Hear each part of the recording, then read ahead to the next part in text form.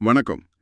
இன்னைக்கு நாம ஸ்டீவன் பார்ட்லெட்டோட the diary of a CEO புத்தகத்துல இருந்து சில முக்கியமான விதிகளை கொஞ்சம் ஆழமா அலச போறோம். ஆமா. இது வணிகத்துக்கும் நம்ம வாழ்க்கைக்கும் உதவக்கூடிய 33 விதிகளை பத்தி பேசுது. சரி, இதுல இருந்து சில சுவாரஸ்யமான, ஒருவேளை உங்களுக்கு ஆச்சரியமா கூட இருக்கலாம், அப்படிப்பட்ட சில கருத்துக்களை பார்க்கலாம். உங்க வேலைக்கோ இல்ல தனிப்பட்ட வாழ்க்கைக்கோ இது ஒரு புது பார்வையை தரலாம்னு நினைக்கிறேன். நிச்சயமா. இந்த புத்தகம் 4 முக்கிய தூண்கள் மேல நிக்குது.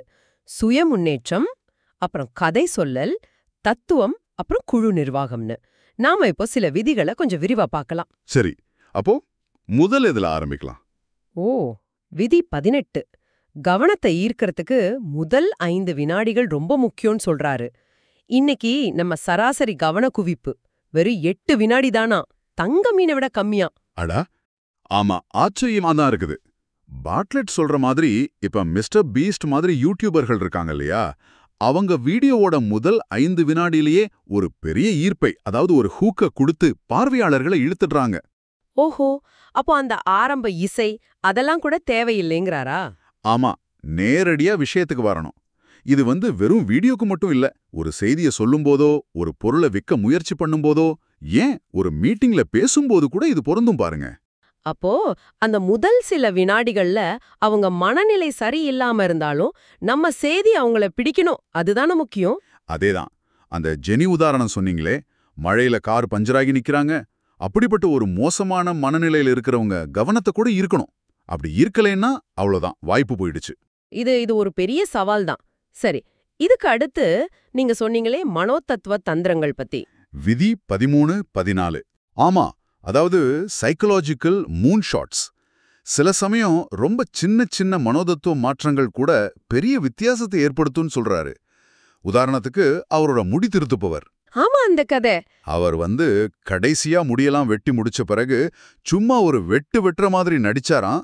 அந்த ஒன் லாஸ்ட் ஸ்னிப் அது வேலை ரொம்ப திருப்தியா முடிஞ்சதுங்கிற ஒரு உணர்வை கொடுத்துருக்கு. ஆடா, இது சூப்பரா இருக்கு. சின்ன விஷயம்தான், ஆனா அந்த உணர்வு. அதே மாதிரி தான் ஊபர் ஆப், கார் எப்போ வரோன்னு காட்டுறது. அது காத்திருக்கிற நேரத்தை குறைக்கல, ஆனா அந்த காத்திருப்புல இருக்கிற கவலைய, அந்த டென்ஷனை குறைக்குது. ஓஹோ, ஜப்பான்ல கூட ஷின்கான்சன் புல்லட் ரயில சுத்தம் பண்றவங்கள பிரகாசமான உடையில ஒரு நாடக மாதிரி செய்ய வச்சாங்களாமே. ஆமா, அதுவும் இதே மாதிரி தான். ரயில் ரொம்ப சுத்தமா இருக்குதுங்கிற அந்த உணர்வை, அந்த பார்வையாளர் எண்ணத்தை, பர்செப்ஷனை மாத்துறதுக்கு. இதுல இன்னும் சுவாரஸ்யமான விஷயம் என்னன்னா, சில சமயம் உராய்வு, அதாவது ஃப்ரிக்ஷன் கூட மதிப்பு கூட்டும்னு சொல்றதுதான். ஆமா ஆமா, கொஞ்சம் கஷ்டப்படுத்தினா கூட மதிப்பு கூடுங்கிறது கொஞ்சம் ஆச்சரியம்தான். அந்த கேக் மிக்ஸ் உதாரணம் பாருங்க. முட்டைய நாமளே சேர்க்க சொல்றது. ஆமா, இல்லனா ஸ்டேக் சாப்பிட போனா சூடான கல்லுல நாமளே சமைச்சுக்கிற மாதிரி கொடுக்கறது. இதெல்லாம் நாமளும் இதுல பங்கெடுத்தோங்கிற ஒரு உணர்வை கொடுக்குது. அந்த பொருளோட ஒரு ஈடுபாட்டை அதிகமாக்குது. அப்போ மதிப்புங்கிறது உண்மையை விட மன உணர்வு அதிகமா பொறுத்திருக்கு இல்லையா? சரியா சொன்னீங்க. பெரும்பாலும் அது மன உணர்வு சம்பந்தப்பட்டதுதான். சரி, இது நாம வெளியுலகத்தோட எப்படி தொடர்பு கொள்றோங்கிறது. அடுத்ததா நமக்குள்ள இருக்கிற கதை, நம்ம சுய கதை, அதாவது செல்ஃப் ஸ்டோரி பத்தி விதி 7 பேசுது. இது ரொம்ப ஆழமான விஷயமா தெரியுதே. ஆமா, நம்மள பத்தி நாமளே என்ன கதை சொல்லிக்கிறோங்கிறது நம்ம வெற்றியை தீர்மானிக்கும்னு பார்ட்லெட் சொல்றாரு. அந்த குத்துச்சண்டை வீரர் யூபேங்க் ஜூனியர். ஓ, அவர் அடி வாங்கியும். ஆமா, பழமா அடி வாங்கியும் அந்த 3 சுற்றுகளையும் முடிச்சாரு. அது அவரோட மன உறுதிய, நான் விட்டு கொடுக்கவே மாட்டேங்கிற அவரோட அந்த சுய கதையை இன்னும் வலுப்படுத்தி இருக்குது. இது கேட்கும் போதே ஒரு உத்வேகம் வருது. ஆனா இதுல இன்னொரு பக்கமும் இருக்குதானே, எதிர்மறை கருத்துக்கள், ஸ்டீரியோடைப் த்ரெட்.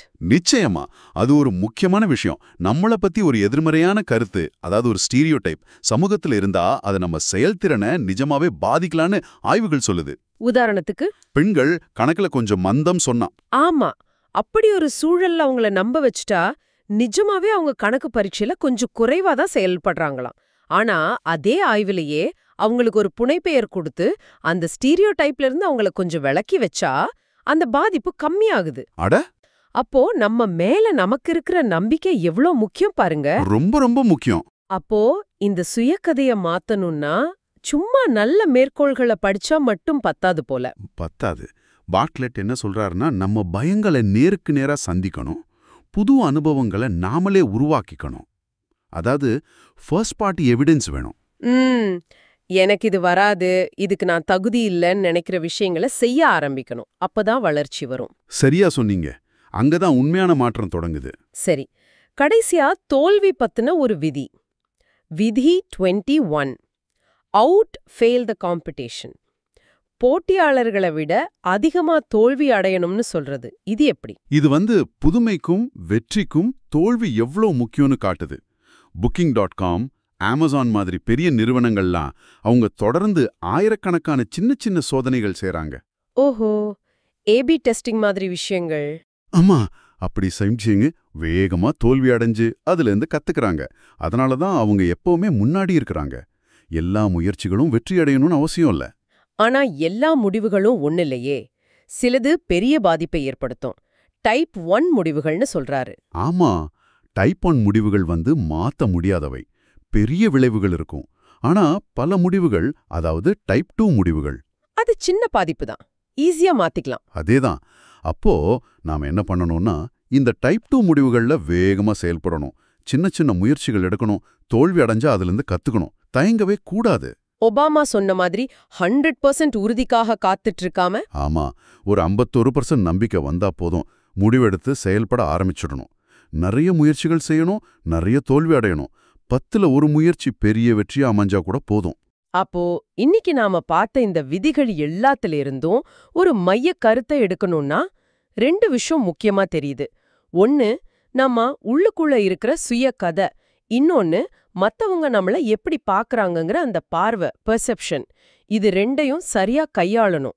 ஆமா, அது மட்டும் இல்லாம தோல்வியை பத்தி பயப்படாம தொடர்ந்து பரிசோதனை செஞ்சுக்கிட்டே இருக்கணும். இதுதான் உண்மையான முன்னேற்றத்துக்கு வழி. அருமை. அப்போ இந்த விதிகள் எல்லாம் உங்க சிந்தனைக்கு ஒரு நல்ல தொடக்கமா இருக்குன்னு நம்புறோம். நீங்க உங்க சூழ்நிலையில இதை எப்படி பயன்படுத்தலாம்னு யோசிச்சு பாருங்க. நிச்சயமா. ஆமா, இத கேட்டுட்டு இருக்கிற உங்களுக்கு எங்க கிட்ட இருந்து ஒரு கேள்வி. உங்க சுய கதைய இன்னும் கொஞ்சம் வலுப்படுத்தவோ இல்லாட்டி ஒரு சின்ன மனோதத்துவ நுணுக்கத்தை உங்க வேலையிலயோ இல்ல வாழ்க்கையிலயோ நாளைக்கே முயற்சி செய்யணும்னா அது என்னவா இருக்கும்? யோசிச்சு பாருங்க.